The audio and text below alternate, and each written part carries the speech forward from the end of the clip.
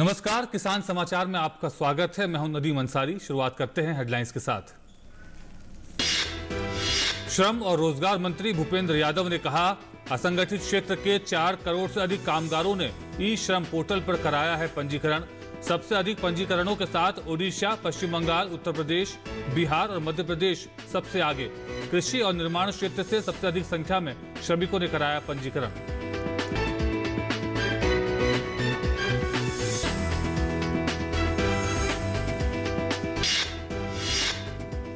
केरल में बारिश का कहर, कुल 20 से ज्यादा लोगों की मौत। नदियां उफान पर, बांधों में भरा पानी। रेड अलर्ट जारी। प्रधानमंत्री ने केरल के मुख्यमंत्री पिनराई विजयन से बात कर स्थिति का लिया जायजा। केंद्रीय गृह मंत्री ने हर संभव मदद का दिया भरोसा। उत्तराखंड में हो रही है भारी बारिश। मुख्यमंत्री ने आपात स्थिति से निपटने के लिए तैयारियों का लिया जायजा। 4 धाम यात्रा मौसम ठीक होने तक रोकी। राज्य में सभी स्कूल बंद। पश्चिमी उत्तर प्रदेश सहित राजधानी दिल्ली में भी हुई भारी बारिश।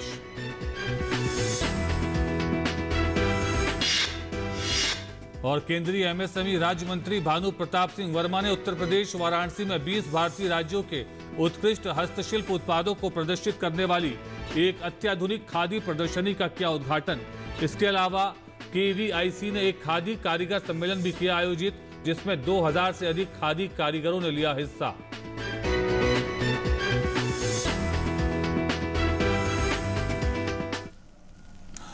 और हेडलाइंस के बाद आइए अब देखते हैं खबरों को विस्तार से। ई श्रम पोर्टल पर श्रमिकों का पंजीकरण 4 करोड़ को पार कर गया है। श्रम एवं रोजगार मंत्रालय ने ये जानकारी दी। ये पोर्टल शुरू हुए 2 माह से भी कम का समय हुआ है। श्रम मंत्रालय ने बयान में कहा कि विभिन्न क्षेत्रों मसलन निर्माण, कपड़ा, विनिर्माण, मत्स्य पालन, सड़कों पर रेहड़ी लगाने वाले, घर का कामकाज करने वाले, कृषि और संबद्ध क्षेत्रों से जुड़े लोग इस पोर्टल पर पंजीकरण करा रहे हैं। बयान में कहा गया है कि कई क्षेत्रों के प्रवासी मजदूरों ने भी पोर्टल पर पंजीकरण में उत्साह दिखाया है। ताजा आंकड़ों के अनुसार इस पोर्टल पर 4.09 करोड़ श्रमिकों ने अपना पंजीकरण कराया है। इनमें से 50.02% महिलाएं और 49.98% पुरुष कामगार हैं। आंकड़ों के अनुसार ओडिशा, पश्चिम बंगाल, उत्तर प्रदेश, बिहार और मध्य प्रदेश की ओर से पोर्टल पर सबसे ज्यादा पंजीकरण हो रहा है। आंकड़ों से पता चलता है कि पोर्टल पर पंजीकरण कराने वालों में सबसे ज्यादा संख्या कृषि और निर्माण क्षेत्र के श्रमिकों की है। आपको बता दें कि ई श्रम पोर्टल पर पंजीकरण के बाद श्रमिकों को डिजिटल ई श्रम कार्ड दिया जाता है। ई श्रम कार्ड पर सार्वभौमिक खाता संख्या होता है, जो पूरे देश में मान्य है। किसी अन्य स्थान पर जाने की स्थिति में भी वो सामाजिक सुरक्षा लाभ के पात्र रहते हैं।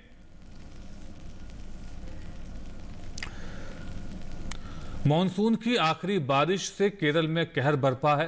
केरल में भारी बारिश और भूस्खलन में मरने वालों की संख्या बढ़कर रविवार को 20 से ज्यादा हो गई है। भारतीय मौसम विज्ञान विभाग ने केरल में भारी बारिश को देखते हुए 11 जिलों में अलर्ट जारी कर दिया है। केरल में शनिवार की सुबह से शुरू हुई बारिश रविवार को भी जारी रही। राज्य में नदियों का जलस्तर बढ़ गया है। दक्षिण व मध्य केरल में भारी बारिश से भूस्खलन की घटनाएं भी सामने आई हैं। मौसम विभाग ने राजधानी तिरुवनंतपुरम सहित कोल्लम, पलक्कड़ सहित कुल 11 जिलों के लिए रविवार को भी ऑरेंज अलर्ट जारी रखा और ये चेतावनी 19 अक्टूबर तक जारी रहेगी। अरब सागर में बने कम दबाव की वजह से राज्य के कई जिलों में कुदरत का कहर जमकर बरपा है। There was extremely heavy rainfall up to 29 centimeter across over Kerala region, and we have issued the red alert also. Today it has reduced significantly. राज्य में सबसे ज्यादा प्रभावित जिलों में कोट्टयम भी शामिल है। जिले के दूर दराज के इलाकों का संपर्क टूट चुका है और बांधों में पानी भर चुका है। कई अलग अलग जगहों पर भूस्खलन से लोगों के मकान क्षतिग्रस्त हो गए हैं। जिले के कोटिकल तालुका में भूस्खलन की वजह से 10 से ज्यादा लोग मारे गए हैं। जिले में 33 राहत शिविर लोगों के लिए चलाए जा रहे हैं। सेना के साथ ही दक्षिणी नौसेना कमान भी राहत व बचाव कार्य में लगी हुई है। नौसेना के हेलीकॉप्टर खाद्य सामग्री भी जरूरतमंद लोगों तक पहुंचा रहे हैं। बारिश का कहर इतना ज्यादा है कि निचले इलाकों में काफी पानी जमा हो चुका है। पतनमथिट्टा में पंपा नदी उफान पर है। कई घरों में पानी घुस चुका है। एर्नाकुलम में भी मुवातुपुझा नदी उफान पर नजर आई। राज्य में इडुक्की में 10 से ज्यादा लोग मारे गए हैं। वहीं कई बांधों में ज्यादा पानी जमा होने पर रेड अलर्ट जारी किया गया है। कोट्टयम में सेना के जवान लापता लोगों के लिए बचाव अभियान में जुटे हैं। कोच्चि में नौसेना के हेलीकॉप्टर के जरिए बाढ़ के पानी में फंसे लोगों तक मदद पहुंचाई जा रही है। कोझिकोड में बारिश ने काफी नुकसान पहुंचाया है। प्रधानमंत्री नरेंद्र मोदी राज्य में उपजे हालात पर नजर बनाए हुए हैं। एक ट्वीट के जरिए उन्होंने जानकारी दी कि केरल के मुख्यमंत्री पिनराई विजयन से भारी बारिश और भूस्खलन से उपजे हालात पर बात कर चर्चा की। प्रभावित इलाकों में संबंधित प्राधिकरण काम कर रहे हैं और घायलों को मदद पहुंचा रहे हैं। मैं सबकी सुरक्षा की प्रार्थना करता हूं। राज्य में बारिश से उपजे हालात को देखते हुए राज्य सरकार ने पर्यटकों के लिए सलाह जारी की है कि रात में फिलहाल यात्रा न करें। इसके अलावा शबरीमला यात्रा पर जाने वाले श्रद्धालुओं को 19 अक्टूबर तक यात्रा न करने की सलाह दी गई है। वहीं मामल्लपुरम, इडुक्की, त्रिशूर, अलपुझा सहित प्रभावित इलाकों में राष्ट्रीय आपदा मोचन बल यानी एनडीआरएफ सेना के साथ मिलकर बचाव व राहत अभियान में शामिल है। केंद्रीय गृह मंत्री अमित शाह ने मदद का पूरा भरोसा दिया है। उन्होंने ट्वीट में लिखा कि केरल में भारी बारिश और बाढ़ की स्थिति पर हम लगातार नजर बनाए हुए हैं। केंद्र सरकार जरूरतमंदों को हर संभव मदद पहुंचाएगी। एनडीआरएफ की टीम राहत कार्यों के लिए भेजी जा चुकी है। राज्य सरकार ने मरने वालों के परिजनों को 4 लाख रुपए की आर्थिक सहायता देने की घोषणा की है। इसके अलावा सोमवार से राज्य में खुलने वाले उच्च शिक्षण संस्थान फिलहाल बंद रहेंगे और कई विश्वविद्यालयों में आयोजित होने वाली परीक्षा फिलहाल 2 दिनों के लिए टाल दी गई है। राज्य में अब तक कुल 20 से ज्यादा मौत हो चुकी है। Bureau report. और मौसम विभाग ने उत्तराखंड में अगले 2 दिनों के लिए भारी बारिश की चेतावनी जारी की है। राज्य के लिए मौसम विभाग ने बारिश का रेड अलर्ट जारी किया है। रविवार देर रात से उत्तराखंड के कई इलाकों में बारिश हो रही है। मुख्यमंत्री पुष्कर सिंह धामी ने अधिकारियों को इस संबंध में जरूरी निर्देश दिए हैं। 4 धाम यात्रा फिलहाल मौसम ठीक होने तक रोक दी गई है। आज राज्य में सभी स्कूल बंद कर दिए गए हैं। इसके अलावा मौसम विभाग ने पश्चिमी उत्तर प्रदेश के साथ साथ हिमाचल प्रदेश के लिए बारिश का ऑरेंज अलर्ट भी जारी किया है। मौसम विभाग ने दिल्ली, पंजाब, हरियाणा और चंडीगढ़ के लिए येलो अलर्ट जारी किया है। दिल्ली एनसीआर के कई इलाकों में बारिश हुई है। पूरे देश के लिए जारी किए गए मौसम बुलेटिन में मौसम विभाग ने कहा कि हालिया मौसम में बदलाव अफगानिस्तान और इसके आसपास स्थित पश्चिमी विक्षोभ के कारण हुआ है और आने वाले दिनों में इसका प्रभाव पूर्वी उत्तर प्रदेश सहित बिहार, झारखंड और पूर्वोत्तर भारत में भी दिखाई दे सकता है। उत्तराखंड में बारिश के रेड अलर्ट को लेकर मुख्यमंत्री पुष्कर सिंह धामी ने मुख्य सचिव के साथ राज्य में स्थिति का जायजा लिया। मुख्यमंत्री ने पुलिस, एसडीआरएफ और अन्य संबंधित कर्मियों को संवेदनशील जगहों पर हाई अलर्ट पर रहने का आदेश दिया है। हमने सवेरे से ही आज पूरी तैयारी कर रखी है। सभी जगह अलर्ट जारी कर दिए हैं। सभी डीएम, एसएसपी, मुख्य सचिव से पूरी बात पहले ही सवेरे हो चुकी है हमारी कि उन्होंने सभी लोगों से अलग अलग तरीके से बात कर ली और मैंने स्वयं भी बात करी है। हमने सभी यात्रियों से भी जो 4 धाम यात्रा में बड़ी संख्या में आए हैं उनसे भी हमने अनुरोध किया है कि चूँकि 18 और 19 2 दिन जो है भारी अलर्ट है, ज़्यादा हैवी रेन होने की आवश्यकता है, तो वो अभी 1-2 दिन यात्रा को टाल दें या यात्रा न करें, क्योंकि उनके उसके लिए है, उनके आगे के बचाव के लिए है, सुरक्षा के लिए है। कुछ राज्यों में हो रहे बेमौसम बारिश से हालात बदतर हो गए हैं। आम लोगों के साथ ही किसानों को बारिश ने बहुत नुकसान पहुंचाया है। उत्तर प्रदेश के मुरादाबाद में बारिश की वजह से किसानों की फसल खराब हो गई है। एक किसान ने बताया कि खेतों में पानी भरा हुआ है और धान डूबा हुआ है, काफी नुकसान हो गया।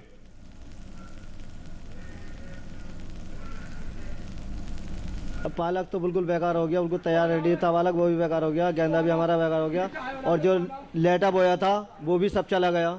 बारिश अब भी पड़ रही है, कैसे करें, कैसे क्या बस कैसे बच्चों को पाला जाएगा।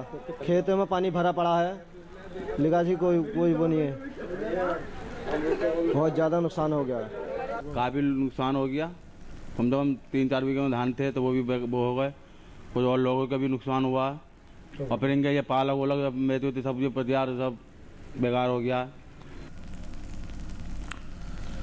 वाराणसी में खादी कारीगर सम्मेलन का उद्घाटन। केंद्रीय एमएसएमई राज्य मंत्री ने वाराणसी में 20 भारतीय राज्यों के उत्कृष्ट हस्तशिल्प उत्पादों को प्रदर्शित करने वाली खादी प्रदर्शनी का उद्घाटन किया। इसके अलावा केवीआईसी ने खादी कारीगर सम्मेलन भी आयोजित किया, जिसमें 2000 से अधिक खादी कारीगरों ने हिस्सा लिया। इनमें अधिकांश कारीगर आसपास के 12 जिलों जैसे प्रयागराज, जौनपुर, गाजीपुर और सोनभद्र जिले आदि की महिलाओं के उत्तर प्रदेश, जम्मू और कश्मीर, पंजाब, गुजरात, हरियाणा, हिमाचल प्रदेश, लेह लद्दाख, राजस्थान, उत्तराखंड, बिहार, पश्चिम बंगाल और अन्य राज्यों के खादी संस्थानों के कुल 105 स्टॉल लगाए गए हैं। कई खादी संस्थानों, PMEGP इकाइयों और विभिन्न राज्यों के कई स्फूर्ति समूहों ने भी अपने स्टॉल लगाए हैं। इसका उद्देश्य कारीगरों को मजबूत करना है। पिछले कुछ वर्षों में वाराणसी विभिन्न खादी गतिविधियों के केंद्र के रूप में उभरा है। कताई, बुनाई, मधुमक्खी पालन और मिट्टी के बर्तन बनाना जैसी लगभग सभी ग्रामीण व पारंपरिक कलाओं को यहां बड़े पैमाने पर बढ़ावा दिया गया है। कारीगरों के लिए स्वरोजगार पैदा किया गया है, उन्हें आत्मनिर्भर बनाया गया है। ये प्रदर्शनी कारीगरों को अपने उत्पादों के विपणन और अपनी आय बढ़ाने के लिए एक बड़ा मंच भी प्रदान करेगी। KVIC के अध्यक्ष ने कहा कि वाराणसी में राज्य स्तरीय खादी प्रदर्शनी आत्मनिर्भर भारत के लिए खादी कारीगरों की प्रतिबद्धता की एक अभिव्यक्ति थी। KVIC ने पारंपरिक कलाओं को मजबूत करने और स्थानीय कारीगरों को सशक्त बनाने के लिए समूहों की स्थापना की है। यह प्रदर्शनी वोकल फॉर लोकल पहल को बढ़ावा देगी और खादी को भी इससे बढ़ावा मिलेगा। वाराणसी में प्रधानमंत्री ने खादी को बढ़ावा देने और कारीगरों की सहायता करने के लिए कई गतिविधियां शुरू की हैं। वाराणसी में वर्तमान में 134 खादी संस्थान कार्यरत हैं, जहां महिलाएं कुल कार्यबल का लगभग 80% हिस्सा हैं। और मौजूदा फसल मौसम के दौरान वायु प्रदूषण को रोकने और कम करने के लिए राष्ट्रीय राजधानी क्षेत्र NCR और आसपास के क्षेत्रों में वायु गुणवत्ता प्रबंधन आयोग, पंजाब, हरियाणा और राष्ट्रीय राजधानी क्षेत्र NCR में उत्तर प्रदेश के 8 जिलों में 15 सितंबर 2021 से धान के अवशेष जलाने की घटनाओं की सक्रिय निगरानी कर रहा है। आयोग के लिए भारतीय अंतरिक्ष अनुसंधान संगठन ISRO द्वारा तैयार किए गए प्रोटोकॉल पर आधारित रिपोर्ट के अनुसार पिछले वर्ष की इसी अवधि की तुलना में पिछले एक महीने के दौरान पंजाब में धान अवशेष जलाने की घटनाओं में 69.49%, हरियाणा में 18.28% और NCR में उत्तर प्रदेश के 8 जिलों में 47.61% की कमी आई है।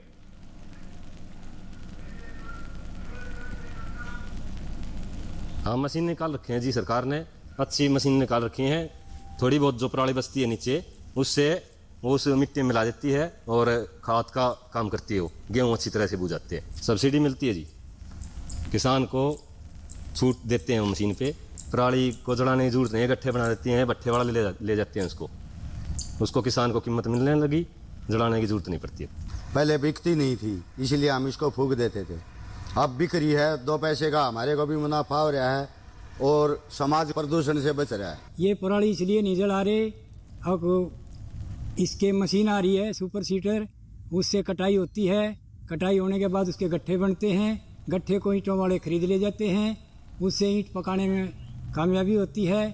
और कुछ फसल पराली है जो उसको जमींदार भी अपने पशुओं को डालता है और कुछ बिक्री में भी आती है, 2 पैसे का किसान को फायदा होता है। पहले तो इसलिए जलाया करते हैं कि जी गेहूँ ना भूए थे, और अब तो गट्ठे बन जाते हैं और वो हमारे बिक भी जाते हैं, कुछ डेयरियों वाले ले जाते हैं, कुछ पहले जो है ये धानों की कटाई के बाद जो पराल होती थी उसको लोग जला देते थे। अब जलाने की जरूरत नहीं पड़ती क्योंकि सबको पैसे का लोभ हो रहा है। लद्दाख में प्रगतिशील किसानों के लिए पहली बार आलू सम्मेलन का आयोजन किया गया। कृषि विभाग ने कारगिल में आजादी का अमृत महोत्सव श्रृंखला के हिस्से के रूप में इसका आयोजन किया। लद्दाख स्वायत्त पहाड़ी विकास परिषद कारगिल के अध्यक्ष और प्रमुख कार्यकारी पार्षद फिरोज अहमद खान सम्मेलन के मुख्य अतिथि थे। उन्होंने प्रगतिशील किसानों से सरकारी सहकारी समितियों के कामकाज के लिए सबक सीखने का आग्रह किया। फिरोज अहमद खान ने कहा कि सहकारी समितियों को औपचारिक रूप देने से स्थानीय कृषि उत्पादों के उत्पादन, उनके विपणन और ब्रांडिंग में मदद मिलेगी। लाहौल स्पीति क्षेत्र में किसानों के अनुसंधान और एक्सपोजर आयोजित करने के निर्देश भी दिए गए हैं। साथ ही फिरोज अहमद खान ने कहा कि स्थानीय रूप से उत्पादित उत्पादों, सब्जियों और फलों को बढ़ाने के लिए सहकारिता विभाग महत्वपूर्ण भूमिका निभा सकता है। फिरोज अहमद खान ने बताया कि परिषद सब्सिडी घटक के तहत धन उपलब्ध कराने के लिए विभिन्न योजनाएं ला रहा है, जिसमें कृषि और बागवानी दोनों क्षेत्रों में किसानों को लाभ होगा। सुदर्शन जसपा ने कहा कि जास्कर और कारगिल की स्थलाकृति और कृषि क्षमता लाहौल स्पीति के समान है। उन्होंने 1965 में लाहौल आलू उत्पादक सहकारी समिति की स्थापना से लेकर अब तक के इतिहास का उल्लेख किया।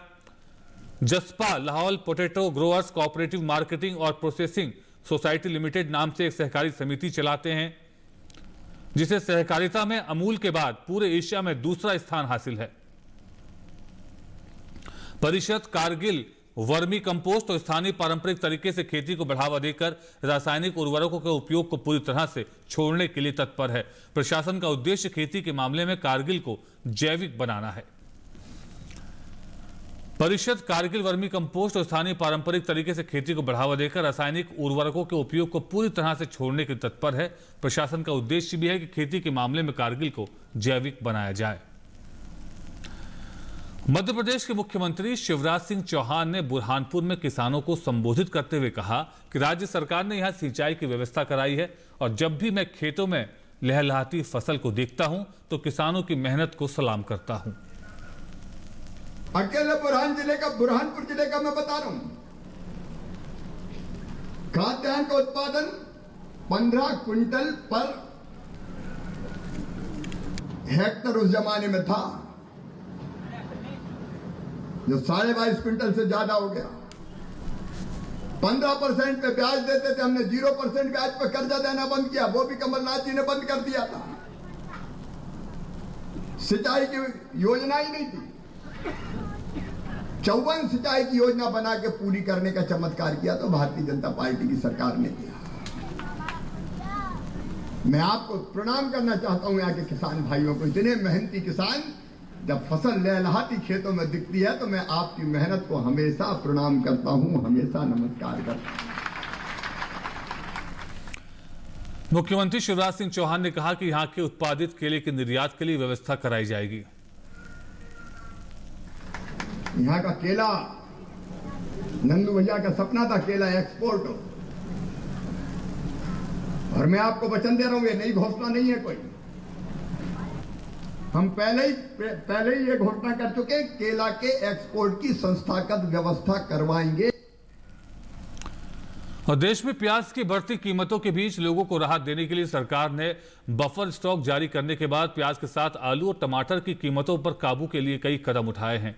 प्याज के अलावा आलू और टमाटर की कीमतों में नरमी और न्यूनतम भंडारण हानि सुनिश्चित करने के लिए प्याज के स्टॉक को अगस्त के अंतिम सप्ताह से first in first out FIFO के आधार पर उचित तरीके से बाजार में उपलब्ध कराया जा रहा है।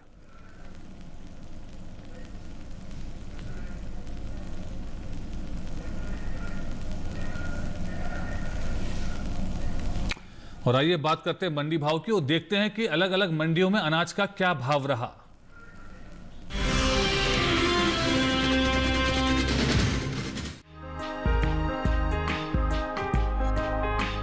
खरीफ विपणन अवधि साल 2021-22 के दौरान 5 अक्टूबर तक 563.60 करोड़ रुपए के न्यूनतम समर्थन मूल्य पर कुल 2,87,552 मीट्रिक टन धान की खरीद की गई, जिससे 29,907 किसानों को लाभ हुआ है। हरियाणा में कुल 1,46,509 मीट्रिक टन और पंजाब में 1,41,043 मीट्रिक टन धान की खरीद की गई है। 5 अक्टूबर तक कुल 894.24 लाख मीट्रिक टन धान खरीदी जा चुकी है। इसमें खरीफ फसल 718.09 लाख मीट्रिक टन और रबी फसल 176.15 लाख मीट्रिक टन शामिल है। इस खरीद के साथ खरीफ साल 2020-21 की अवधि में धान की खरीद लगभग समाप्त हो गई है। पिछले साल की समान अवधि के दौरान 768.70 लाख मीट्रिक टन धान की खरीद की गई थी। खरीफ विपणन अवधि साल 2020-21 के दौरान 1,68,832.78 करोड़ रुपए के न्यूनतम समर्थन मूल्य पर की गई खरीद से लगभग 131.14 लाख किसान लाभान्वित हुए हैं। इस अवधि के दौरान हुई धान की खरीद साल 2019-20 के खरीफ विपणन अवधि के पिछले उच्च स्तर 770.93 लाख मीट्रिक टन को पार करते हुए अब तक के सबसे उच्च स्तर पर पहुंच गई है। शनिवार को पंजाब की मंडियों में धान की आवक दूसरे राज्यों के मुकाबले सबसे ज्यादा रही। हाजिर भाव की बात करें तो एगमार्क नेट के अनुसार धान का कटोरा कहे जाने वाले राज्य छत्तीसगढ़ के नारायणपुर मंडी में 14 अक्टूबर को धान का भाव था 1,250 रुपए। 16 अक्टूबर को इसके भाव में कोई फेरबदल नहीं हुआ और भाव 1,250 रुपए पर बरकरार रहा। इसी तरह ओडिशा की अटावीरा मंडी में बीते 2 दिनों के दौरान धान के भाव स्थिर रहे। यहाँ 14 और 16 अक्टूबर को धान बिना किसी उठापटक के 1868 रुपए पर बिकी।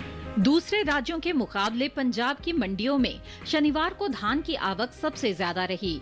14 अक्टूबर को यहाँ की जलालाबाद मंडी में धान का भाव रहा 1960 रुपए।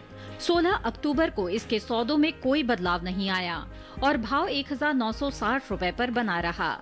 वहीं राज्य की ही बिलगा मंडी में शनिवार को सौदे बिना किसी घटत बढ़त के साथ 1960 रुपए पर हुए। उत्तर प्रदेश की हरदोई मंडी में इस दौरान धान के सौदों में 25 रुपए की बढ़त के साथ कारोबार हुआ। यहां 16 अक्टूबर को धान का भाव रहा 1400 रुपए, जो 14 अक्टूबर को 1375 रुपए था। धान के भाव में स्थिरता का सिलसिला राज्य की जायज मंडी में कायम रहा।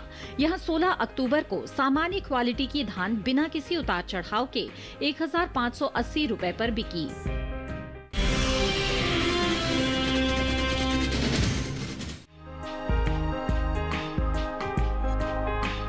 साल 2021-22 के खरीफ फसलों के लिए पहला अग्रिम अनुमान जारी हो चुका है।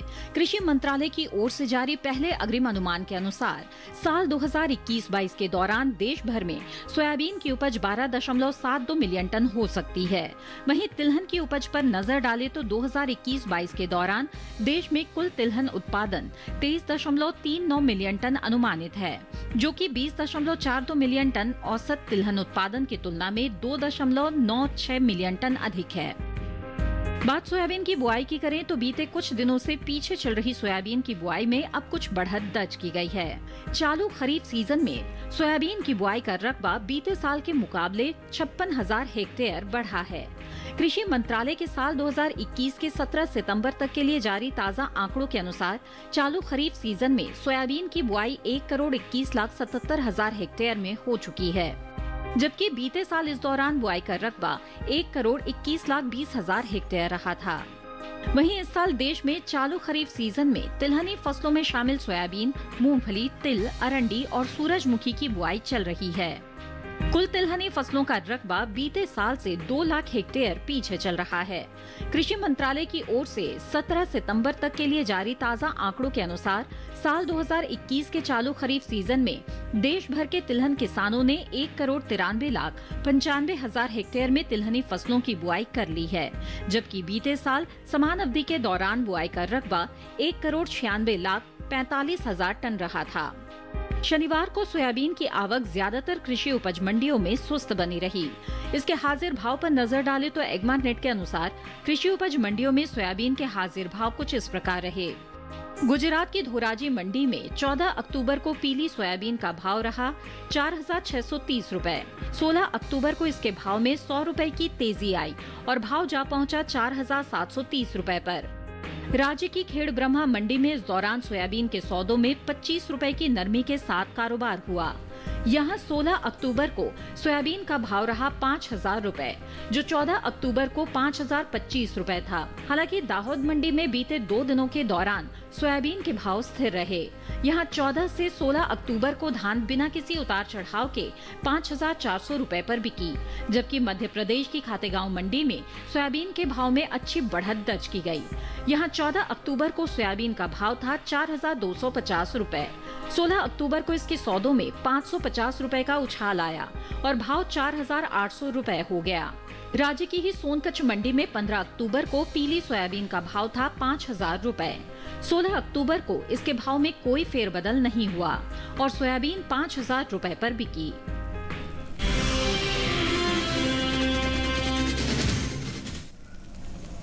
और मंडी खबर के बाद आइए अब देखते हैं, बात करते हैं मौसमी फसलों की और क्या क्या रखे इस मौसम में फसलों को लेकर सावधानियां।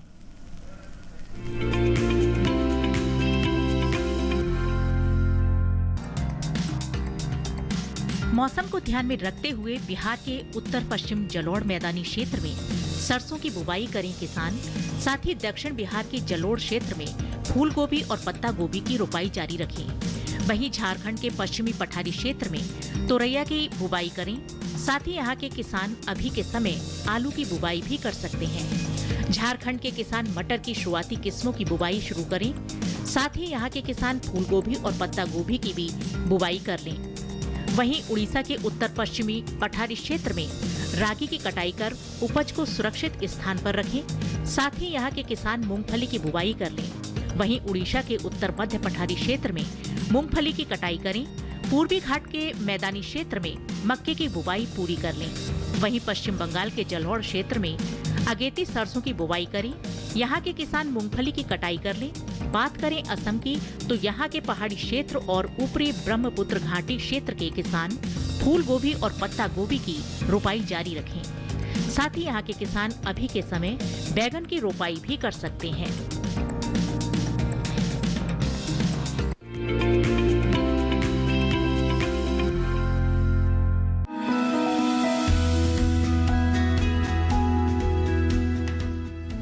शलजम को वैसे तो सभी तरह की मिट्टी में बोया जा सकता है, लेकिन दोमट मिट्टी सबसे उत्तम होती है। शलजम के खेत से जल निकासी की समुचित व्यवस्था जरूरी है। पूसा कंचन, पूसा श्वेता और पंजाब श्वेत, पूसा स्वर्णिमा और स्नोबॉल इसकी प्रमुख किस्में हैं। 1 हेक्टेयर खेत के लिए 3 से 4 किलोग्राम बीज पर्याप्त होता है। बुआई कतारों में करें, लेकिन बरसात के मौसम में मेड़ों पर लगाना ज्यादा अच्छा रहेगा। कतार से कतार की दूरी 30 से 45 सेंटीमीटर यानी 1.5 से 2.5 हाथ रखें, जबकि बीज से बीज की दूरी 10 से 15 सेंटीमीटर यानी आधे से पौना हाथ। बुआई के 8 से 10 दिन बाद पहली सिंचाई करें। उसके बाद जरूरत पड़ने पर 10 से 12 दिन के अंतराल पर पानी देते रहें। बोने के 25 से 30 दिन बाद मिट्टी चढ़ा दें। इसकी 2 से 3 निराई और गुड़ाई करनी पड़ती है। शलजम में व्हाइट रस्ट, सर्कोस्पोरा, पीला रोग, ऑल्टरनेरिया और पर्ण अंगमारी जैसी बीमारियां हो सकती हैं। शलजम में माहू, मूंगी, बालदार कीड़ा, सुंडी, आरा मक्खी और डायमंड बैक मोथ जैसे कीट भी हमला कर सकते हैं।